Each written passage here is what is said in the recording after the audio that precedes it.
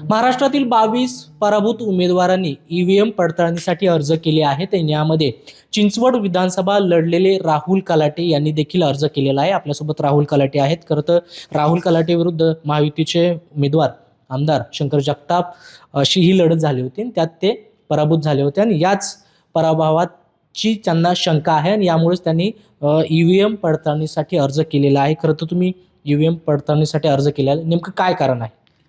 नाही, एकंदर झालेलं मतदान आणि झालेली प्रोसेस हे सर्वच अकालनीय आणि संशयास्पद आहे.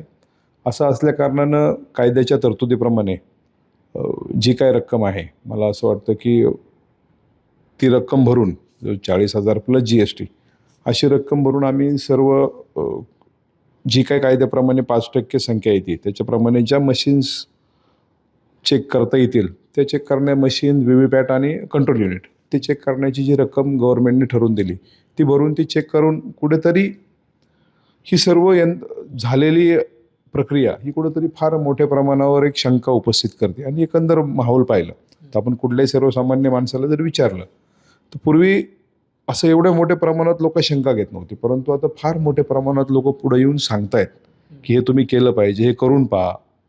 त्यामुळं आज कायद्याप्रमाणे त्याची रक्कम भरलेली आहे आणि आता वाट पाहतोय ती तारीख पुढची कधी देता येते. कुठली शंका येते नेमकी? एकंदर ह्याच विधानसभेत संपूर्ण महाराष्ट्र जर आपण पाहिलं तर लोकसभेला 4 फेजमध्ये मतदान झालं होतं. ज्यांनी विदर्भात मतदान केलं त्यांनी आपले देऊन केलं, कोकणी माणसांनी ज्यांनी पुण्यात केलं त्यांनी कोकणात केलं, ज्यांनी कोकणात केलं त्यांनी मुंबईत केलं. असं असताना आज विधानसभेला संपूर्ण महाराष्ट्रात एका दिवशी इलेक्शन झाले आणि या प्रकारात जर तुम्ही माहिती घेतली तर खूप मोठ्या प्रमाणात लोकांनी गावाला जाऊन मतदान केलं आहे. म्हणजे माझ्या विधानसभेतले जवळजवळ 10,000 लोक नगर जिल्ह्यात गेलेत, 7,000 लोक इथनं लातूर जिल्ह्यात गेलेत, सांगली कोल्हापूरला खूप मोठ्या प्रमाणावर लोक गेलेले आहेत. आणि असं असताना देखील ज्या पद्धतीने वोटिंगचं पर्सेंटेज उभ्या महाराष्ट्रात वाढले तर कुठेतरी प्रॅक्टिकली विचार केला तर ग्राउंडवर ज्यावेळेस आपण बसतो, ज्यावेळेस लोक भेटत आहेत, ज्यावेळेस ते सांगतायत की आम्ही गावाला जाऊन वोटिंग केलं, आम्ही इकडे जाऊन वोटिंग केलं, एवढ्या मोठ्या प्रमाणात जर लोकांनी एका दिवशी मतदान असल्यामुळे कुणी गावाला कुणी इकडे केलं. आणि लोकसभेला जर तुम्ही 4 फेजमध्ये पाहिलं, सुरुवातीला विदर्भात होतं, नंतर मराठवाडा, नंतर कोकण, पश्चिम महाराष्ट्र, नंतर मुंबई. त्यामुळे लोकांनी प्रत्येक ठिकाणी जाऊन मतदान केलं ना. असं असताना देखील ज्या पद्धतीने पर्सेंटेज वाढले ह्याला कुठंतरी शंकेला फार मोठ्या प्रमाणात वाव आहे. आणि एकंदर ह्या मतदारसंघाचा जरी विचार केला तर ज्या पद्धतीने पब्लिकचा रिस्पॉन्स होता, ज्या पद्धतीचा पब्लिकचा प्रतिसाद होता, हे सगळ्या गोष्टी पाहिल्यानंतर तर ह्याला कुठेतरी शंकास्पद ही सर्व प्रक्रिया वाटते. आणि मला वाटतं तुम्ही पहा आता जनमानसात पूर्वी एखादा माणूस भेटायचा जो बोलतो, पण आता तर सर्वसामान्य जनता फार मोठ्या प्रमाणावर बोलते. लोक येत आहेत, तुम्ही आंदोलन करा, आम्ही तुमच्या मागे येतो, तुम्ही असं करा, तुम्ही तसं करा. परंतु सुरुवातीला आपण तर कायद्याने जी आपल्याला प्रोव्हिजन दिली त्या पद्धतीने चेक करून पाहूयात. म्हणजे तुमचं असं म्हणणं आहे की ज्या दिवशी मतदानाची प्रक्रिया पार पडली त्या दिवशी चिंचवड विधानसभा मतदारसंघातील खूप या ठिकाणी म्हणजे उद्योगधंद्यासाठी आलेली लोक बाहेर गेली होती, म्हणजे ज्यांचं मतदान असूनही ती त्यांच्या गावाला गेली होती, तरी देखील हे पर्सेंटेज वाढलेलं आहे. फक्त पिंपरी चिंचवड मतदारसंघात नाही, संपूर्ण पुणे जिल्ह्यातलं मी सांगतोय, किंवा पिंपरी आणि भोसरी ह्या भागांमधले लोक येऊन सांगतायत किंवा त्या भागातले कॅन्डिडेट येऊन सांगतायत की आम्ही एवढी लोक तुमच्याकडनं नेले. तर माझे एक मित्राचे बंधू लातूरला उभे होते, ते म्हणले जवळजवळ 7,000 लोक आम्ही गावाला मतदानाला नेले. नगरमध्ये आमचा एक मित्र होता, तो म्हणला जवळजवळ 10,000 लोक मी पिंपरी चिंचवड शहरातली घेऊन गेलो. इथे बाजूला भोर विधानसभेतले उमेदवार सांगतात की मी मुंबई पुण्यातनं जवळजवळ 35,000 लोक गावाला मतदानाला नेली. त्यानंतर सांगलीत एक आमचे मित्र आहेत, ते सांगतात की तुझ्या शहरातनं मी जवळजवळ 12,000 लोक घेऊन गेलो मतदानाला, बस करून, व्यवस्था करून.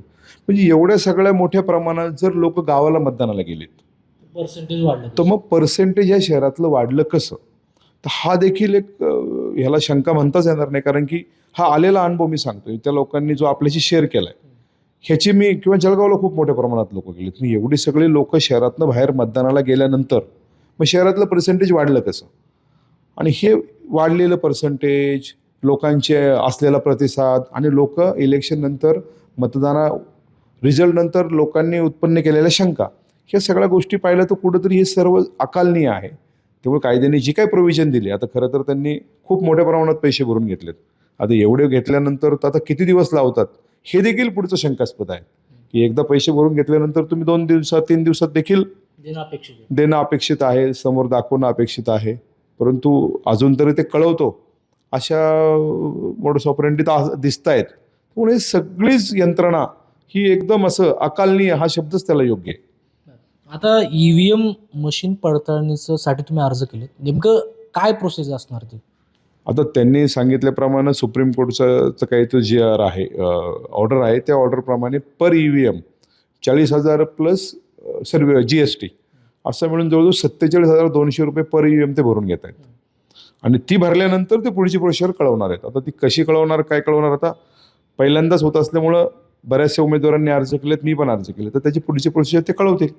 मग आता त्यांच्याकडनं उत्तर येणं अपेक्षित आहे, नेमकं काय उत्तर येणं अपेक्षित आहे असं वाटतं? आता आम्हाला असं अपेक्षित होतं एकदा पैसे भरल्यानंतर काही दिवसात ते करतील किंवा 2-4 दिवसात ते चेक करतील, परंतु आता असं कळतंय की ते 45 दिवसानंतर त्याच्यावर ते कॉल घेतील. तर कुठेतरी या सगळीच गोष्टी ह्या यंत्रणाभोवती फिरतात आणि मला असं वाटतं कुठेतरी यंत्रणा सत्ताधारी संशयास्पदरित्या ऑपरेट होती. तर राहुल कलाटे यांनी ईव्हीएम पडताळणीसाठी अर्ज केलेला आहे आणि त्यांनी त्यासाठी पैसे देखील भरलेले आहेत, परंतु त्यांच्याकडनं उत्तर येणं 2 ते 3 दिवसामध्ये अपेक्षित असल्याचं त्यांनी म्हटलेलं आहे. परंतु अजूनही उत्तर आलेलं नाही, त्यामुळे ते देखील त्या उत्तराची वाट पाहत आहेत. कृष्णा पांचाळ, मुंबई तक, पिंपरी चिंचवड, पुणे.